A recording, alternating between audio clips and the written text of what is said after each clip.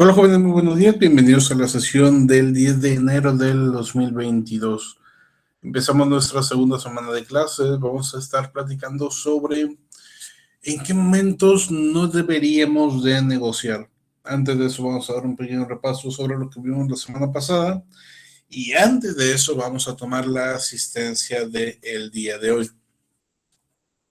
Mientras tomo la asistencia vamos a también tratar de incorporarnos a un grupo de WhatsApp. Usualmente, para aquellos de ustedes que todavía no llevaban clase conmigo antes, llevamos un grupo de WhatsApp en el cual le enviamos mensajes, algunas tareas, recordatorios y demás.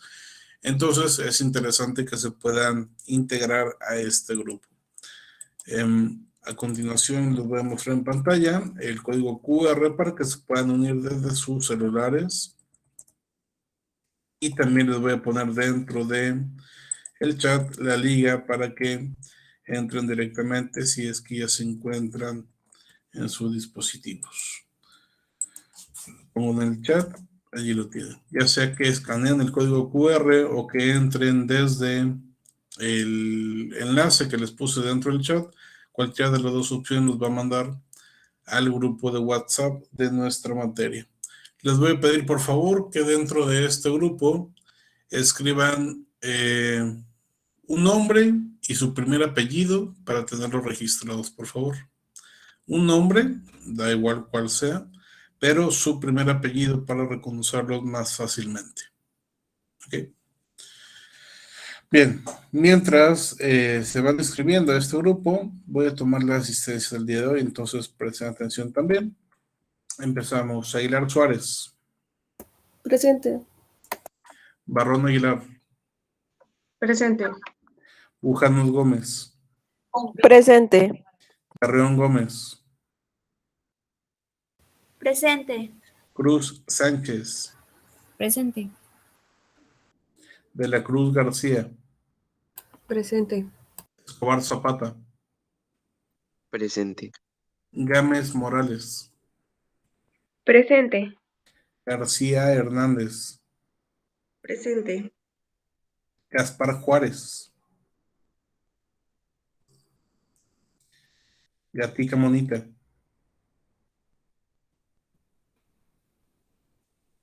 Gaitán Castro. Presente, profe, Gatica. Gaitán Castro. Gómez Córdoba. González Castellanos. Presente, profe. Guerra Álvarez. Presente. Hernández Muñiz. Presente. Ibarra Cárdenas. Presente. López Villarreal. Manzano Camacho. Presente. Medina Martínez. Mireles Castillo. Presente. Moreno Tinajero. Presente. Olmeda Juárez. Presente. Partida Hernández. Presente. Platas Maldonado. Presente. Portales Hernández. Presente. Pulido Quintanilla. Presente. Ángela Aguilera. Presente. Ramírez López. Presente. Rodríguez López. Román Carrizales. Presente, Rodríguez López, profe. Gracias. Román Carrizales. Presente, profe. Saldierna García. Presente. Rega Don Juan. Presente. Ok, repasamos los que tengo falta. Gaspar Juárez. Gaitán Castro. Gómez Córdoba. López Villarreal. Medina Martínez. Ok, perfecto. Vamos a ver cómo vamos con el grupo.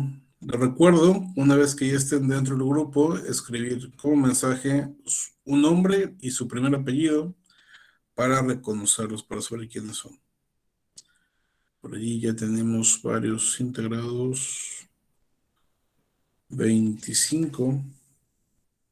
Ok, tenemos 30 actualmente dentro de la clase, entonces vamos a ver si se van integrando.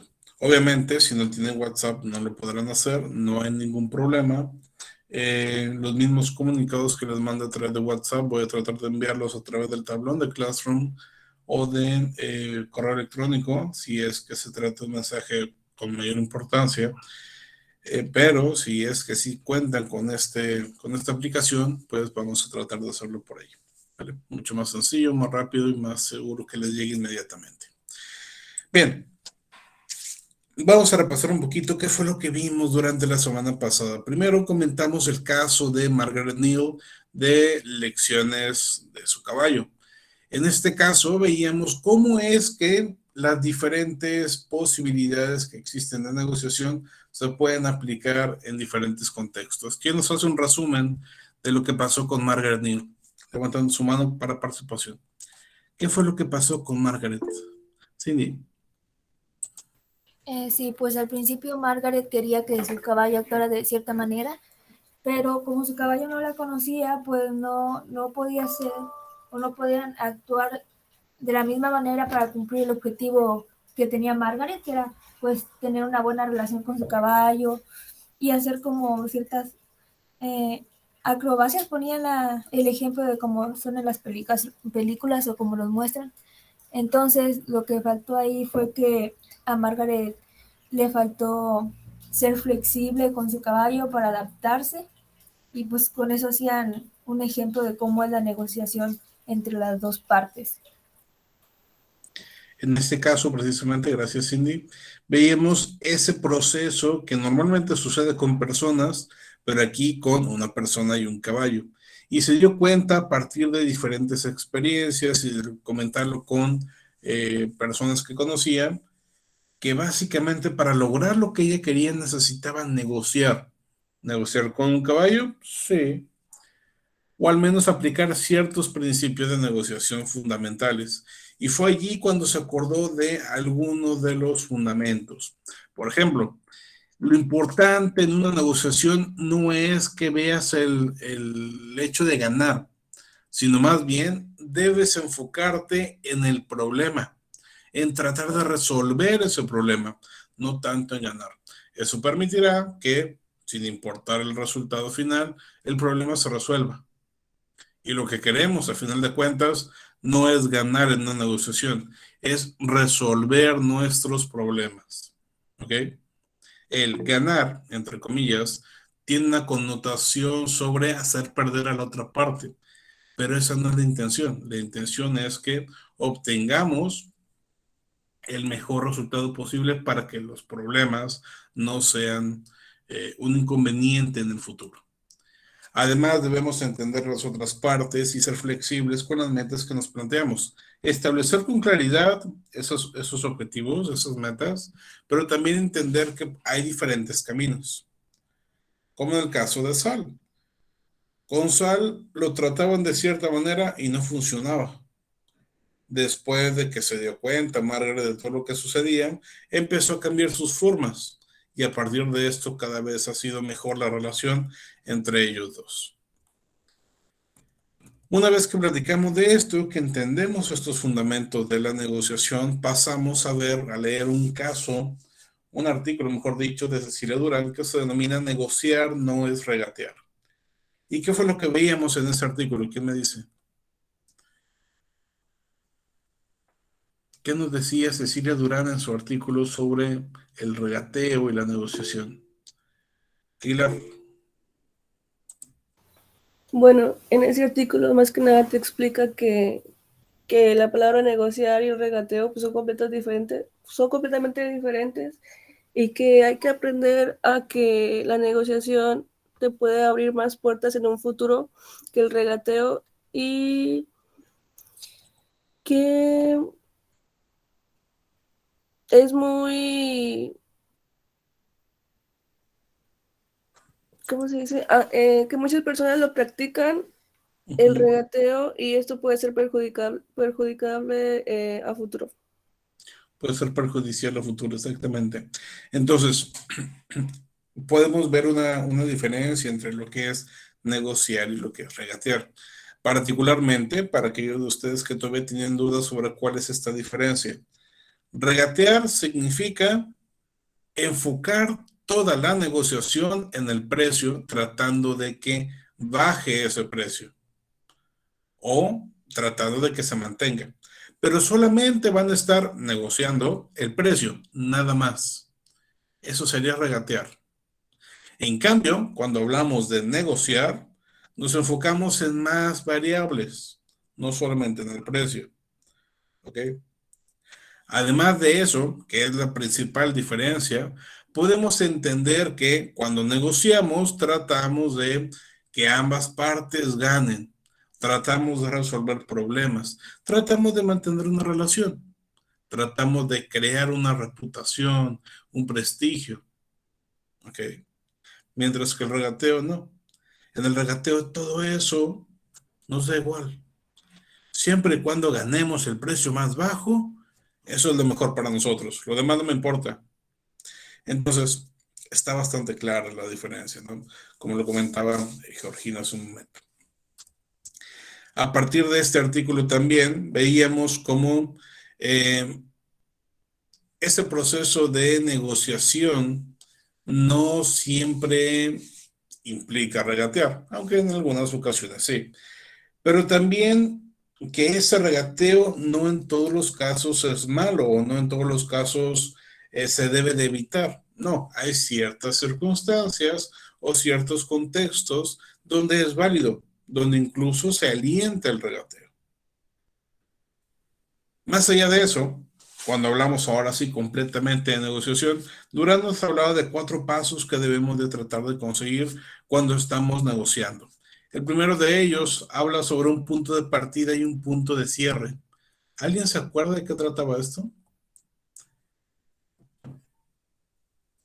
Definir un punto de partida y un punto de cierre. ¿Qué será esto? ¿Qué significa?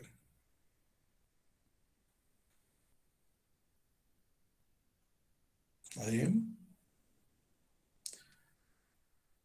¿A qué se refiere Cecilia Durán cuando dice, en toda negociación debes identificar tu punto de partida y tu punto de cierre?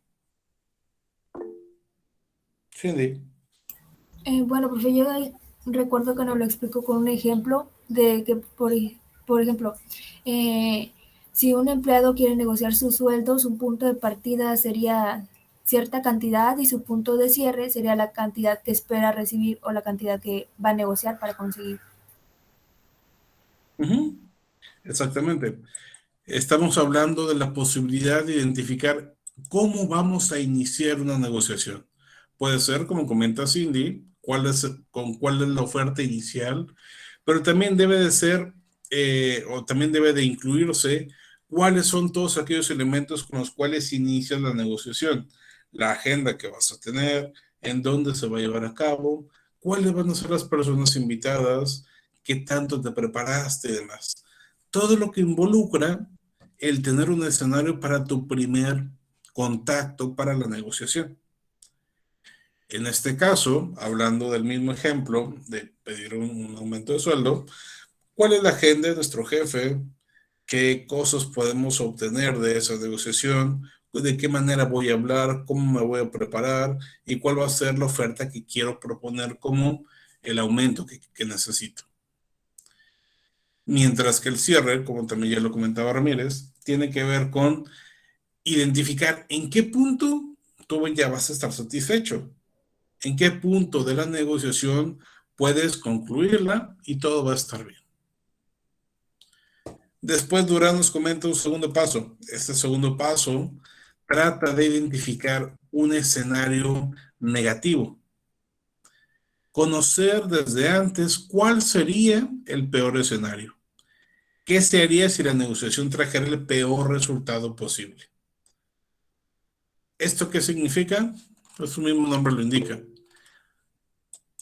Vamos a ver. Angélica. Bueno, yo recuerdo que en ese paso hablaba de que saber qué es lo peor que puede pasar durante la negociación, saber cuál es nuestro peor punto para así estar preparados, tener varias opciones para resolver esa circunstancia. Exactamente. Mientras mayores escenarios podamos visualizar, mejor será nuestra posibilidad de prepararnos, porque eso es fundamental. Si no nos preparamos en la negociación, lo más probable es que no lo hagamos bien. Si la contraparte se preparó mejor que nosotros, pues muy probablemente él lo va a hacer mejor. Y ojo, la forma en que les estoy enseñando o que estaremos trabajando en la negociación, principalmente es orientada hacia buscar que ambas partes ganen, que todos los involucrados tengan éxito.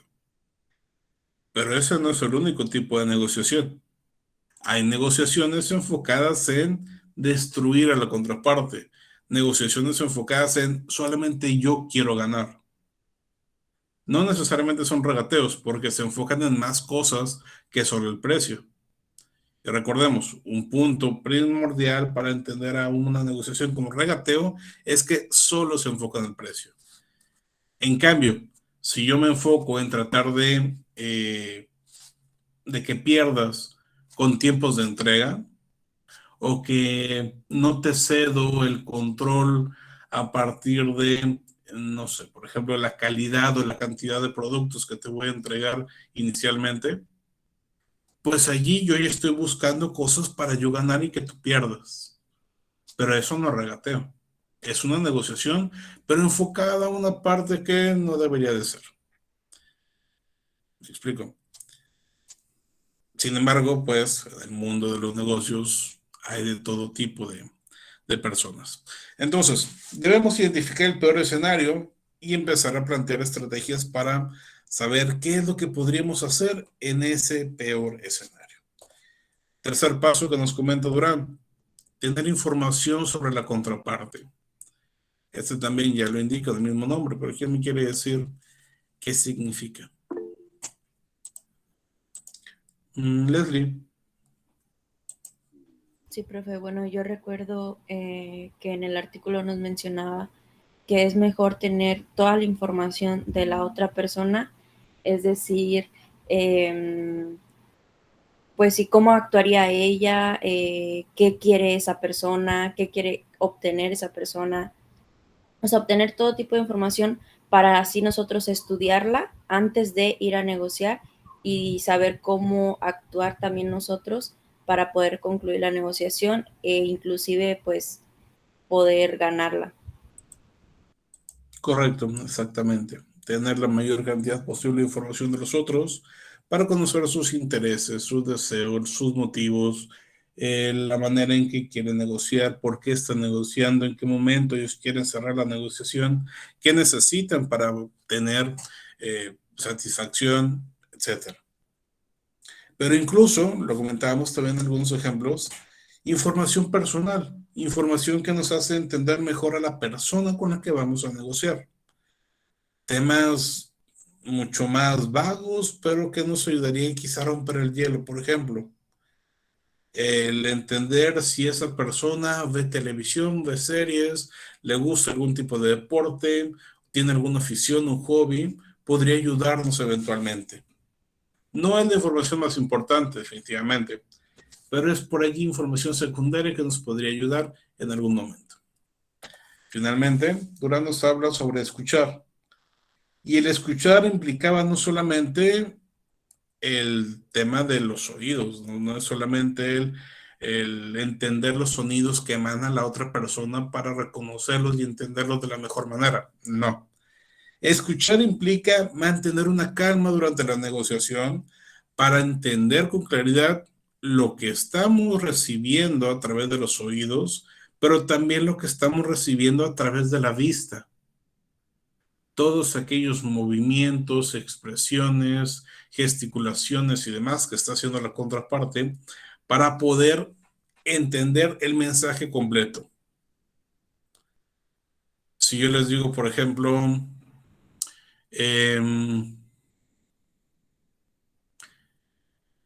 no sé, por ejemplo, me caes muy bien. Si yo digo la frase, me caes muy bien. Esa frase, si simplemente la digo, podrían recibirla como, ok, me caigo bien a esta persona. Pero si lo digo con una sonrisa, te vas a sentir mejor. Si lo digo serio, te vas a sentir de una manera distinta. Si tengo una expresión enojada, si lo estoy haciendo con las piernas estiradas y los brazos cruzados en mi silla, si lo estoy haciendo mientras te saludo o mientras te palmeo en la espalda, son formas distintas de entender esa misma frase. Me caes muy bien, te doy una palmada en la espalda y me voy. O me caes muy bien, sonrío y me recargo en mi silla mientras estoy sonriendo. Son muy distintos, ¿no? Entonces hay que entender todo ese contexto. A eso se refiere Durán con escuchar. Bien. Una vez que entendimos entonces estas lecciones que aprendió Margaret y estos elementos que nos comentaba Cecilia en su artículo, podemos ya entender o analizar un poquito más el concepto de negociación. Y fue entonces cuando llegamos a esta definición.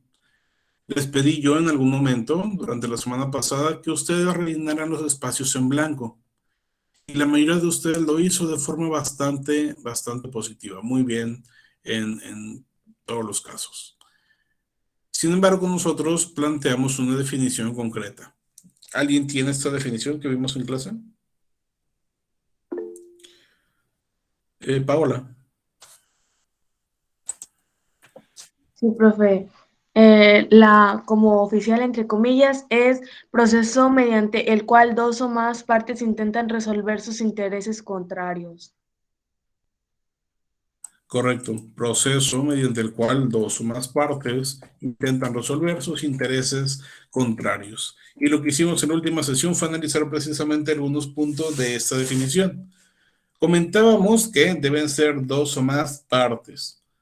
Cuando decimos partes en lugar de personas, decimos partes en lugar de empresas, decimos partes en lugar de cualquier otra cosa, porque con esta palabra englobamos todos aquellos elementos que podrían estar negociando. Repito, personas, empresas, asociaciones, organizaciones públicas, gobierno como tal, países completos, estados, municipios, etcétera. Y también decimos dos o más, porque no podemos negociar entre una persona. Yo no puedo negociar conmigo mismo. Lo planteamos también en algún momento. Si yo de repente tengo que negociar conmigo mismo, una de dos. O tengo personalidad múltiple y en realidad estoy negociando con una personalidad contra otra o así. O simplemente estoy tomando una decisión, no estoy negociando. Entonces, es importante entender esa diferencia. En una negociación siempre existe dos o más partes. No puede ser entre uno solo. Hablábamos también sobre la necesidad de que exista un conflicto. Y ese conflicto, a lo mejor la palabra suena muy fuerte y parece pelea, pero en realidad significan esos intereses contrarios de los cuales se hablaba en la definición. Una problemática que hay que resolver, un asunto que hay que tratar. Hay necesidades, hay deseos de ambas partes. En ocasiones se configuran de una manera en la que mis necesidades y las tuyas van en el mismo camino. Entonces, no existe ningún conflicto y por ende no hay negociación. Decíamos, por ejemplo, si yo quiero contratar a un nuevo trabajador, él quiere ganar 20,000 pesos al mes y yo le quiero pagar 20,000 pesos al mes. A la hora de que le ofrezco la oferta, él me va a decir que sí. Oye, te ofrezco 20,000 al mes. Ah, bueno, excelente. ¿Por qué? Es la misma necesidad. vamos por el mismo rumbo, no hay ningún conflicto. Pero si él quiere ganar 25,000 y yo le ofrezco 20, pues entonces aquí ya entramos en un conflicto, ya estamos en intereses distintos. Por ende, pues poco a poco se tendrá que negociar ese sueldo en ese caso. Otra característica importante es que las negociaciones deben hacerse por decisión propia, sin que alguien más esté influyendo en lo que decimos. Hay un proceso de dar y recibir. Una persona, una de las partes, está entregando algo mientras que la otra lo recibe. Usualmente tiene que ver con mercancías y dinero, servicios y dinero o alguna cuestión similar. Hablamos también de que en una negociación debe de preferirse el acuerdo, tratar de llegar a un acuerdo. Si no se llegan a acuerdos, es decir, si todas las partes no van en la misma dirección o si todas las partes no quieren lo mismo al final de cuentas, no va a llegar a ese acuerdo. Y si no llega a ese acuerdo, la negociación falló. Siempre que no llegamos a un acuerdo es porque la negociación falló. Lo cual no necesariamente está mal. Me explico. Si nosotros queremos un nuevo proveedor para nuestra empresa, buscando artículos de cierta calidad, y ese proveedor no tiene la calidad que nosotros requerimos, pues la negociación falló, ¿sí? Porque no se llegó al acuerdo. Pero no estuvo mal porque tampoco nos bajamos a nuestra calidad en lo que nosotros queríamos. Simplemente vamos a tener que buscar a alguien más con quien negociar. Allí no depende ni de la contraparte ni de mí. Simplemente no tenían ese producto que yo buscaba. Pues ni modo, vamos con alguien más. Hay que tratar de administrar lo tangible, es decir, las cosas que se pueden ver y tocar, hay que administrarlas en el sentido de planificar cuántas cosas se van a estar moviendo, controlar su desempeño, organizarlo para que se mueva a la hora de que estamos acordando, se gestionen todas las actividades para poder lograrlo y se pueda dirigir hacia un camino seguro. Mientras que las partes intangibles que tienen que ver con dudas, reputación, ideas, prestigio y demás, todo aquello que se pueda simplemente entender en la mente, pues se trata de resolver. Por ejemplo, si yo creo que la persona con la cual voy a negociar no me va a caer bien, pues eso no debe de importar en la negociación. Si no te cae bien la persona por cómo es, no importa, estás negociando algo aparte, no estás tratando de ser su amigo. Entonces hay que entenderlo de esa manera. Esa parte intangible que es el que no te cae bien, debes de tratar de resolverlo para que no pase a impactar en la negociación. Ahora sí llegamos al punto principal de la sesión del día de hoy.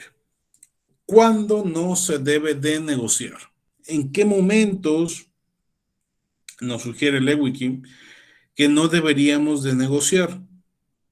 Hay ciertos escenarios, ciertos contextos, ciertas circunstancias en las cuales podemos entender a una negociación como un punto primordial para poder alcanzar los objetivos. Sí.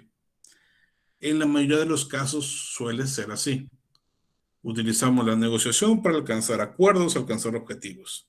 Ya decíamos, contratar proveedores, contratar personas, mejorar el desempeño de ciertas áreas, comprar ciertos artículos, etc.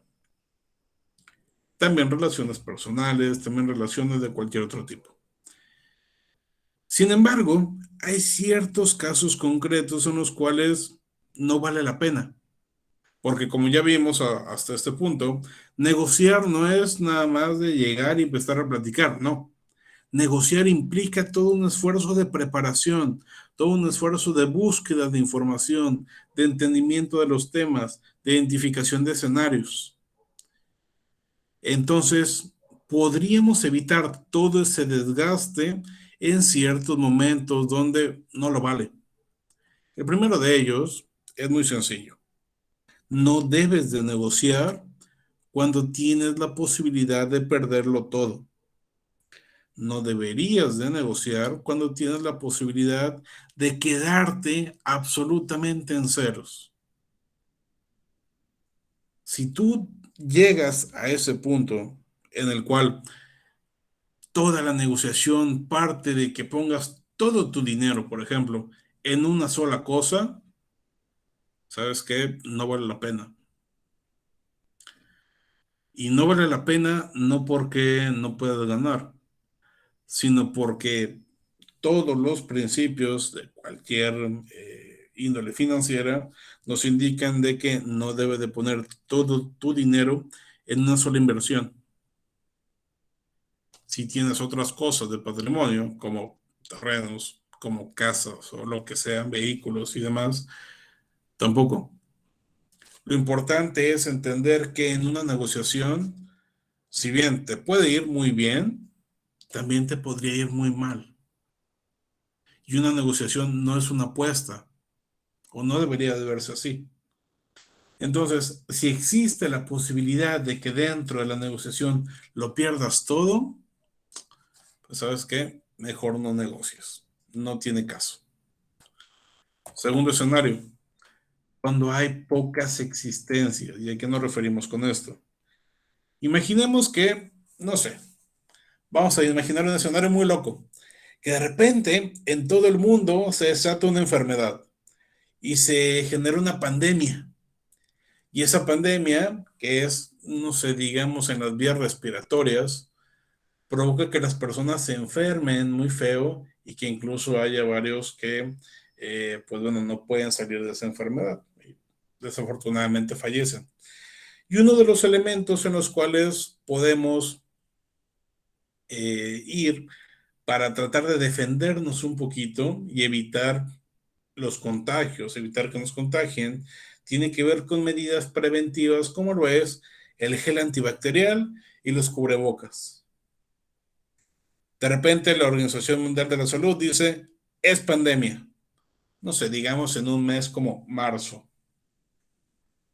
Y tú necesitas cubrebocas y necesitas gel antibacterial, al igual que literalmente todo el mundo. ¿Qué es lo que va a suceder con esos cubrebocas y con ese gel antibacterial? Que va a haber menos.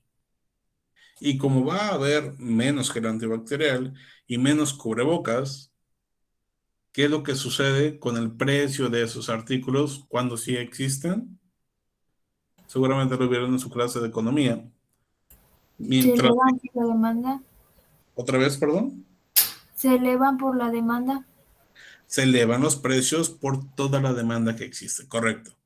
Si existe menos cantidad, si existe menos oferta, entonces el precio se incrementa automáticamente. Repito, si existe menos oferta, el precio sube. Y es lo que sucedió. Se acordarán hace un par de años cuando sucedió todo esto que estamos platicando. Comprar un cubrebocas. ¿Cuánto costaba un cubrebocas en marzo, abril del 2020? Un cubrebocas sencillito, de estos azules con blanco. Llegaba a costar 10, 20, 25 pesos. Uno nada más. Si querías comprar una caja de 50, pues te costaba 500, 1000, 1500 pesos. Una caja con 50 cubrebocas. Porque había pocos, porque el mundo obviamente no estaba preparado para ese tipo de escenarios. Entonces, imaginen ustedes que son los fabricantes de cubrebocas. Y de repente llega una empresa a querer comprarles cajas de cubrebocas. Ustedes en ese momento están vendiendo el producto. Originalmente lo vendían, no sé, a 50 pesos el paquete con 50 cubrebocas. 50 pesos. Pero ahora los están vendiendo en 250. 5 veces más de lo que costaban antes. Llega una empresa y le dice, oye, te quiero comprar muchos cubrebocas. Soy una empresa que se dedica a análisis de laboratorios y en lugar de lo que normalmente te compraba, te quiero comprar 10 veces más. Pero quiero que me dejes tus cubrebocas en 100 pesos. ¿Deberíamos de negociar con ellos por eso? Bajar en el punto máximo donde hay pocas existencias de mi producto, donde yo tengo el control completamente, ¿debería bajar de 250 a 100? Si nos enfocamos exclusivamente en el ámbito de negocios, no, no deberíamos de negociar. Este es el precio, tómalo, déjalo. 250, tómalo, déjalo.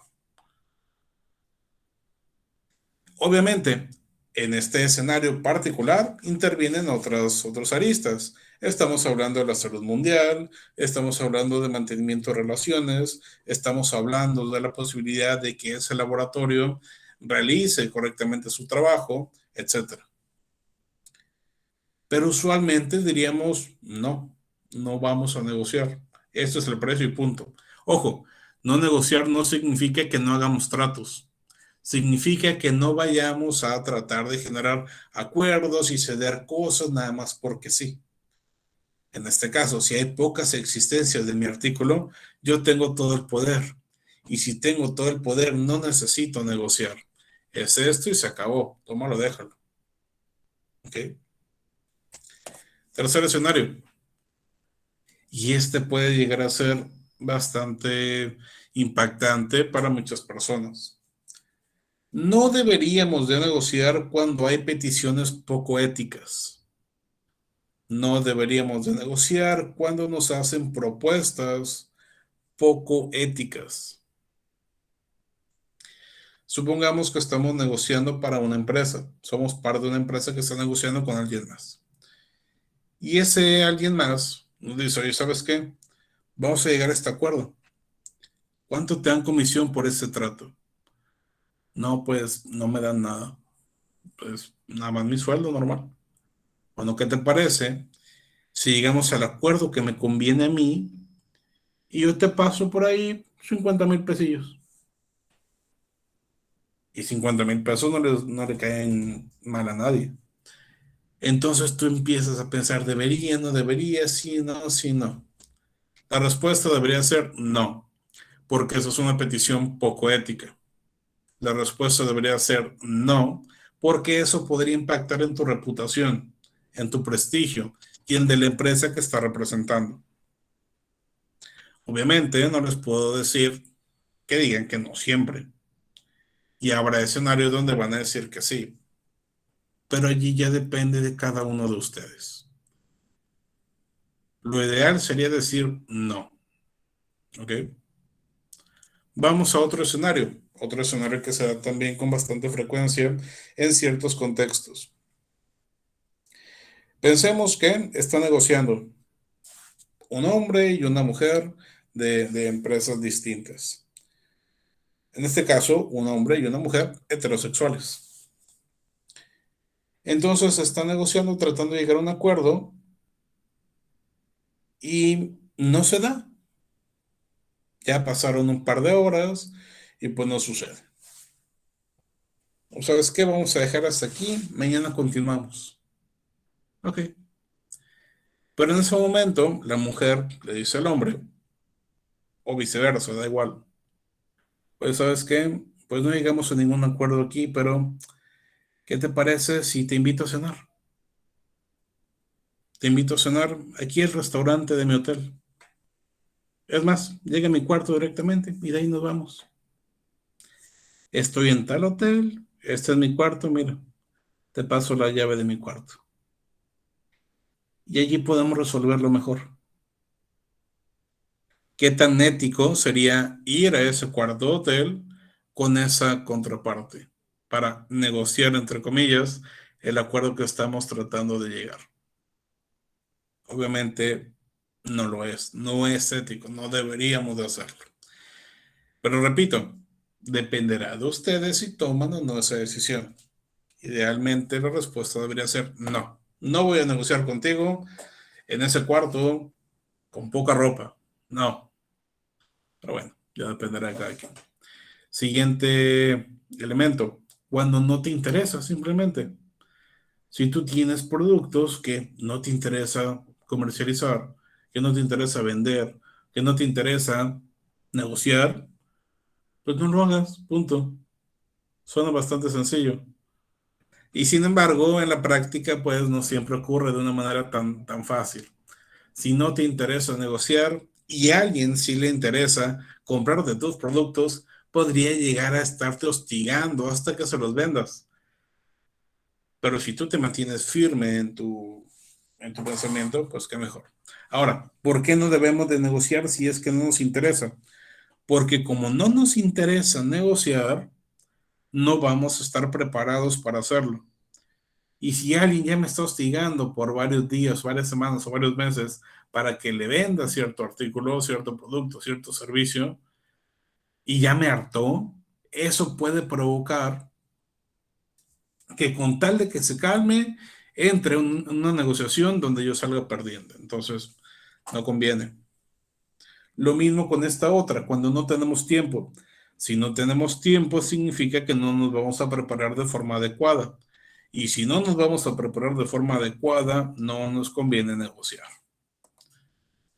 Cuando alguna de las partes actúa de mala fe, cuando alguna de las partes dentro de la negociación sabemos que está haciendo algo malo, algo negativo, tiene algún vicio, tiene alguna... ojo, no hablo de vicios, de adicciones y tal, sino alguna cosa negativa como tal dentro de la negociación. Por ejemplo, que llegó con engaños o que me está mintiendo y yo me doy cuenta. Si me está mintiendo la otra parte y yo me doy cuenta, no importa qué tan grande o pequeña sea la mentira, yo no negocio con ellos. Y les sugiero hagan lo mismo. No negociar con alguien que te está mintiendo. Porque si te miente con cositas sencillas antes del trato, imagínate qué tanto te va a mentir después de que se deje. Este es un punto sumamente interesante, el que sigue. No debes de negociar cuando tu posición puede mejorar. ¿Qué significa esto? Si dentro de algún contexto, en la negociación, el control lo tiene la otra parte, pues entonces tú estás, digamos, con una posición no tan buena. Pero si eso puede cambiar de papeles, o sea, que de repente, por algún motivo, tú te conviertas en alguien con mayor poder y tú sabes que va a pasar eso, mejor espérate. Vamos a regresar, por ejemplo, al caso de los cubrebocas y el gel antibacterial. Hay empresas las cuales decidieron no vender cubrebocas ni gel antibacterial durante marzo ni abril. Sí tenían producto, pero no quisieron venderlo. ¿Por qué? Porque sabían que iba a escasear.